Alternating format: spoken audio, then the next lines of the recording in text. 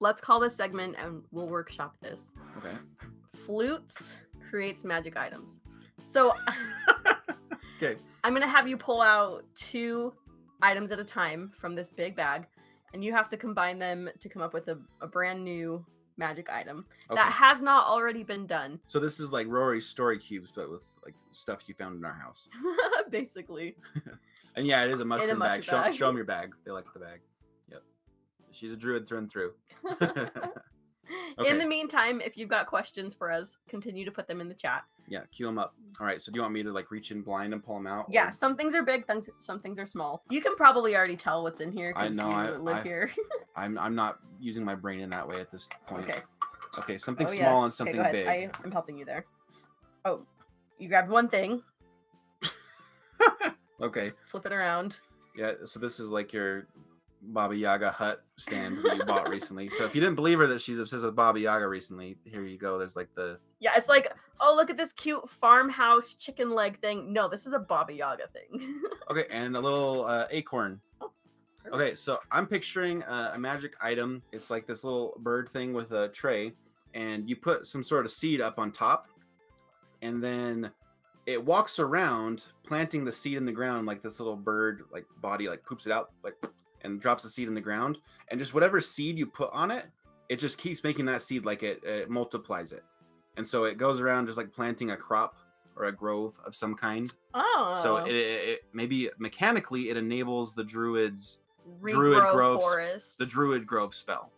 Maybe this thing allows you, so you kind of choose what kind of plants you want to be building up, and then this little crow's foot thing goes around. What do we call this? Let's call it a birdalizer.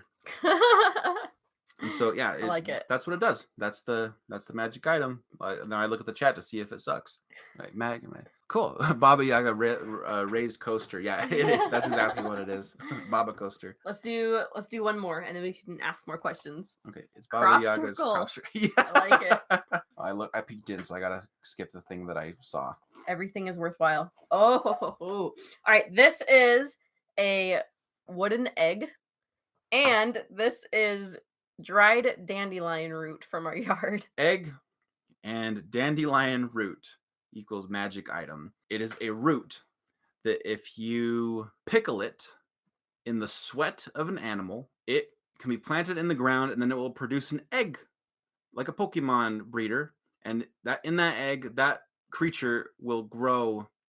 Doesn't matter if it's usually a mammal or whatever, you will get it to produce an egg for whatever creature you put this in a jar with its sweat, and then you get an egg of that animal. I don't like this idea. I want another one. Well, okay, so maybe this will help with some flavoring of actual lore in real life, IRL. So eggs are very much a symbol of fertility, and there are a lot of symbolism. Okay. There are a lot of like craft, like witchcraft processes. I've been reading a lot of witchcraft book, guys. There's a lot of spells, I suppose, where you ferment an egg in something, and then that is like a component of your spell. So I can kind of see how that's related. Okay, hear me out. So dandelions, fun fact, everybody, are actually very nutritious. You can eat dandelions. Like, don't eat the root like this. Put it in a tea. Yeah, use this for tea. But like the actual like stem and leaves. Not stems. That's gross. Tell me which part we can eat. You can eat the leaves. They are very bitter, but they're kind of like arugula. Okay. And the flowers are sort of sweet with nectar and pollen. Yeah. Can you drink the milk of a dandelion, the pussy stuff? I believe it's edible, but any part that's green of a dandelion is going to be very bitter. You wouldn't juice a dandelion? I would not. But, okay. But yeah, they're actually very nutritious. Like, look it up. We told my brother about this, and he was like blown away because he like I just assumed weeds were weeds. But anyway, so it's magic wand that egg sites everyone. I liked it until I saw the pun, and then I loved it. That's kind of what I was going for. So we got fertility, and we've got an unexpected thing that like people don't like dandelions. Like, it's seen as bad, but it's actually pretty useful. So let's say you make a potion to make someone more attractive. Let's just go with that. Let's go with potion components, but let's think of a better one. Yeah. So it takes someone who is usually not very charismatic, makes them charismatic.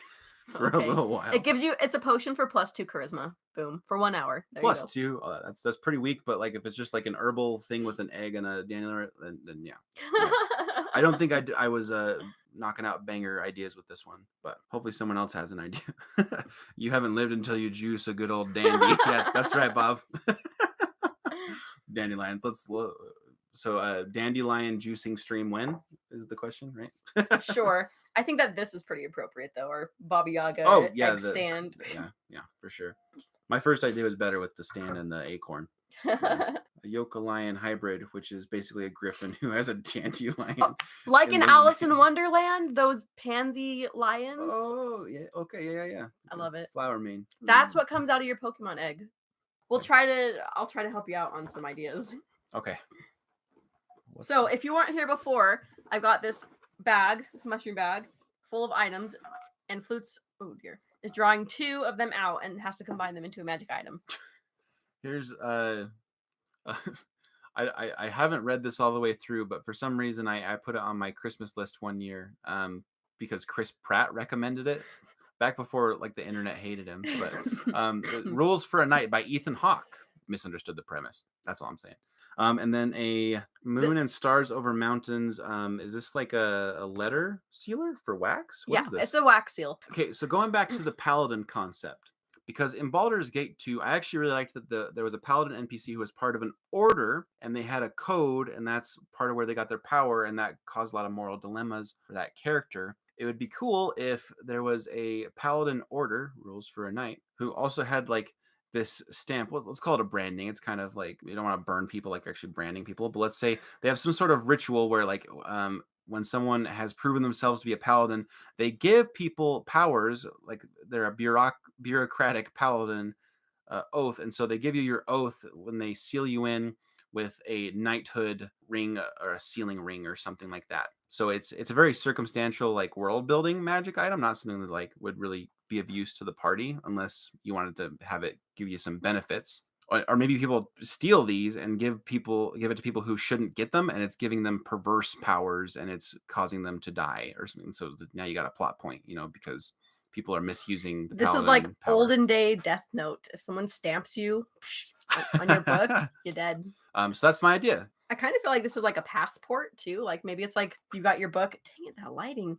You got your book and someone has to stamp it and it like transports you to another realm. Yeah, I like that as well. Yeah, a book that takes you to the moon. The stamp has to be like the wax or whatever that you stamp with the ink. I mean, would have to be pretty magical, I think. Oh yeah, for sure.